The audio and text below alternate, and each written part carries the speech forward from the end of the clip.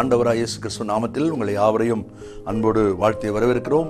இயேசு ஜீவிக்கிறார் ஒளித்தின் சார்பாக ஜீவ வார்த்தைகள் நிகழ்ச்சிக்கு வந்திருக்கிற உங்களை கர்த்தர் ஆசீர்வதிப்பாராக.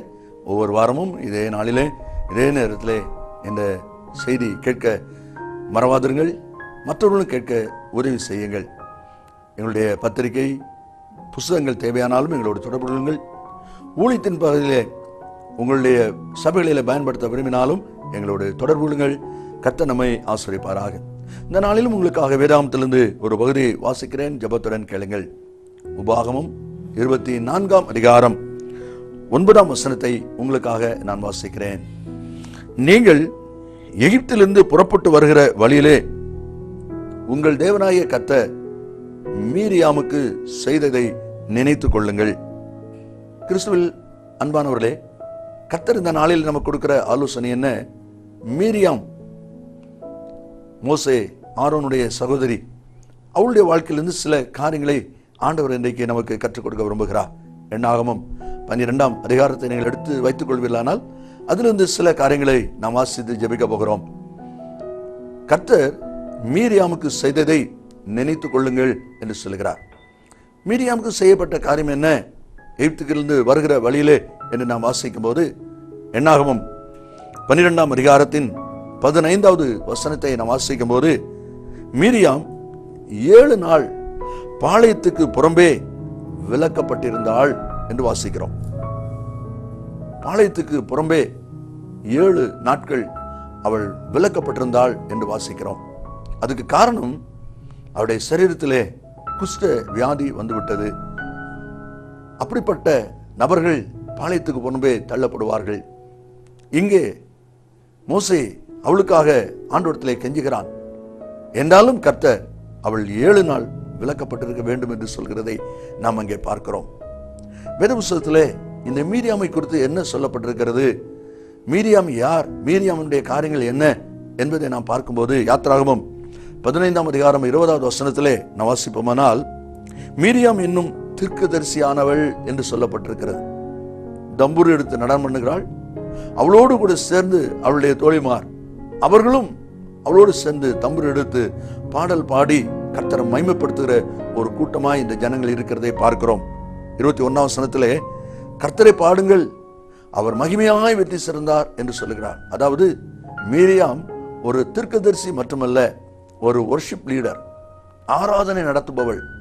தம்புரு எடுத்து வாசித்து அவளோடு சேர்ந்த மற்ற சகோதரிகள் அவ்விதமாய் கர்த்தரை ஆராதிக்கிற ஒரு கூட்டம்.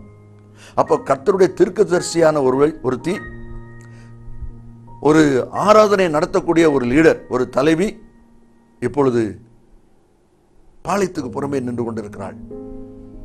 ஆசீர்வாதத்திற்கு வெளியே நின்று கொண்டிருக்கிறாள். ஒருவேளை இந்த வார்த்தை கர்த்தர் இன்றை கொடுக்கிறார் என்றால், இதை கேட்டுக்கொண்டிருக்கிற நீங்களும் கூட கர்த்தருக்குள் தீர்க்க தரிசன வரம் பெற்றவர்களாக இருக்கலாம், தரிசனங்களை பெற்றவர்களாக இருக்கலாம், பல வெளிப்பாடுகளை சொல்லக்கூடிய ஊழியராக இருக்கலாம், விசுவாசியாக இருக்கலாம். எல்லாம் நல்ல காரியம், சந்தோஷமான ஒரு காரியம். அதே போல ஆராதனை நடத்தக்கூடியதான கிருபைய திறமைய கர்த்தர் உங்களுக்கு தந்திருக்கலாம். பாடுகிற தாளந்தை நீங்கள் பெற்றுள்ளாக இருக்கலாம், நல்ல காரியம். அப்படிப்பட்ட அந்த மீரியாம் தன் வாழ்க்கையில் ஏற்பட்ட குறைவு நிமித்தம் பாளையத்துக்கு புறம்பாக்கப்படுகிற ஒரு நிலைக்கு வந்து விட்டாள். கர்த்தர் இன்றைக்கு இந்த வார்த்தை கொடுக்கிறார் என்று சொன்னால், தீர்க்க தரிசன அனுபவம், வொர்ஷிப் நடத்துகிற அனுபவம், கர்த்தரை பாடி ஆராதிக்கிற அனுபவற்ற பிள்ளைகள் ஆசீர்வாதத்துக்கு அபாத்திரமாய் போய்விடக்கூடாது. மீரியாமை போல தண்டனைக்குரியவளை மாறிவிடக் கூடாது என்பதற்காகவே இந்த வார்த்தையை எச்சரிப்பாய் கர்த்தர் கொடுத்து கொண்டிருக்கிறார். 3 காரியங்களை என்னாகமம் 12வது அதிகாரத்திலிருந்து நாம் வாசித்து ஜெபிக்க போகிறோம். என்ன காரியத்தின் நிமித்தம் அவளுடைய வாழ்க்கையில இப்படிப்பட்ட ஒரு வேதனையின் அனுபவம் வந்தது? முதலாவது நாம் வாசிக்கிறோம் 12ஆம் அதிகாரத்தின் என்னாகமம் 12ஆம் அதிகாரத்தின் 1வது வசனம். மீரியாம் மோசேக்கு விரோதமாய் பேசினாள் என்று வாசிக்கிறோம். கர்த்தர் அதை கேட்டார் என்றும் தேவனுடைய வார்த்தை சொல்வதை நாம் இங்கே பார்க்கிறோம். 8வது வசனத்திலே கர்த்தர் அவர்களை அழைத்து அவளோடு பேசும்போது அவர் சொன்ன காரியம் என்ன? 2 பேரையும், ஆரோனையும் மீரியாமை அழைத்து கர்த்தர் பேசுறார். அப்படி பேசும்போது 8வது வசனத்தை பாருங்க. என் தாசனாகிய மோசேக்கு விரோதமாய் பேச உங்களுக்கு பயம் இல்லாமல் போனது என்ன? இந்த மோசேக்கு விரோதமாய் மீரியாம் பேசின அந்த வார்த்தையானது கர்த்தருக்கு மிகுந்த ஒரு வேதனை கொடுத்த வார்த்தையாக இருக்கிறதை நாம் இங்கே பார்க்கிறோம். 2 நாளாகமம் 28ஆம் அதிகாரம் 10ஆம் வசனத்திலே கர்த்தருக்கு விரோதமான குற்றங்கள் உங்கள் மத்தியிலும் உண்டல்லவா? கர்த்தருக்கு விரோதமான துணிகரமான தவறான காரியம் உங்களிடத்திலும் உன்னிடத்திலும் உண்டல்லவா? அப்படி இருக்கும்போது நீ எப்படி மோசேக்கு விரோதமாய், என் தாசனுக்கு விரோதமாய், நான் உண்மையுடன் என்று சாட்சி கொடுத்தவங்க விரோதமாய் நீ பேசுகிறாய் என்று சொல்லி ஆண்டவர் சொல்கிறார். தேவனால் தெரிந்து கொள்ளப்பட்ட ஊழியருக்கு விரோதமாய் பேசாதீர்கள். ஒருவேளை குறைவு இருக்கலாம், அது கர்த்தர் பார்த்துக் கொள்வார். நீங்களும் நானும் பேசுவதை ஆண்டவர் சம்மதிக்கிறதில்லை. அப்படி பேசுறது நிமித்தம் மீரியாமுடைய வாழ்க்கையிலே ஆசீர்வாத குறைவு.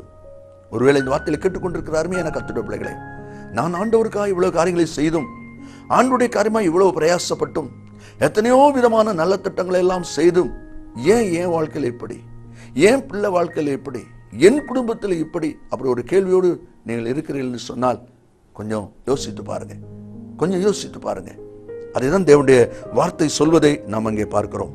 மத்தேயு 7:3 வாசிக்கிறோம். நீ உன் கண்ணில் இருக்கிற உத்தரத்தை உணராமல் உன் சகோதரன் கண்ணில் இருக்கிற துரும்பை பார்க்கிறது என்ன என்று சொல்லி ஆண்டவர் மலப்பிரசனத்திலே சொல்வதை நாம் அங்கே பார்க்கிறோம்.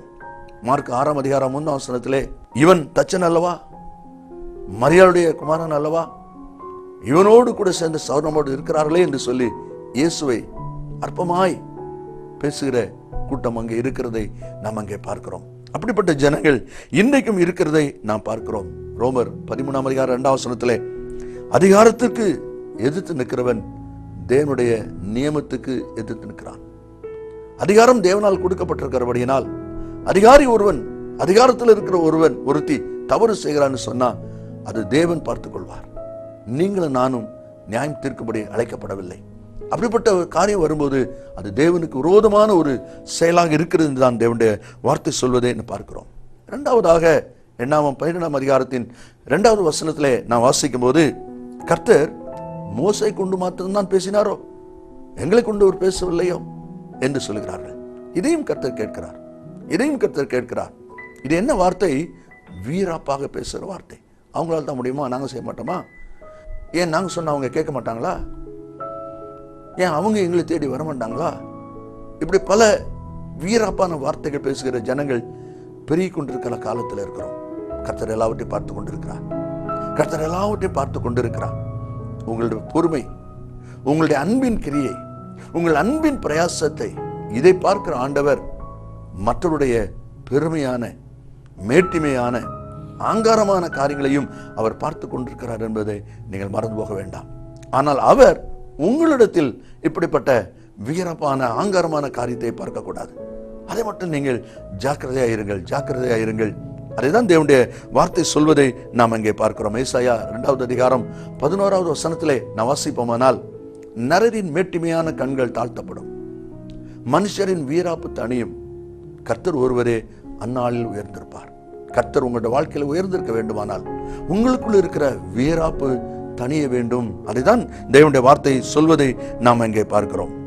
1 ராஜாக்கள் 13ஆம் அதிகாரத்திலே 4ஆம் வசனத்திலே யெரொபெயாம் ராஜா பலி செலுத்த வரும்பொழுது தீர்க்கதரிசியாக தேவனால் அனுப்பப்பட்ட ஒரு மனுஷன், ராஜா நீர் இப்படி செய்யக்கூடாது என்று சொல்லுகிறான். ராஜாவுக்கு கடுமையான கோபம் வந்து விட்டது. என் நாட்டில் ஏன் அப்படி செய்ய முடியாதா, விடாங்க அவனை பிடிங்கன்னு சொல்லி ராஜா கையை நீட்டுகிறார். நீட்டின கை அப்படியே நின்று போயிற்று. நீட்டின கை அப்படியே நின்று போயிற்று. அருமையான கர்த்தருடைய பிள்ளைகளே, வீராப்பாக செயல்படும் போது நஷ்டத்தை சந்திக்க வேண்டியது வரும். அதேதான் தேவனுடைய வார்த்தை சொல்வதை நாம் அங்கே பார்க்கிறோம். 2 நாளாகமம் 26:16 நாம் வாசிக்கும் போது உசியா என்கிற ஒரு ராஜாவை குறித்து நாம் வாசிக்கிறோம்.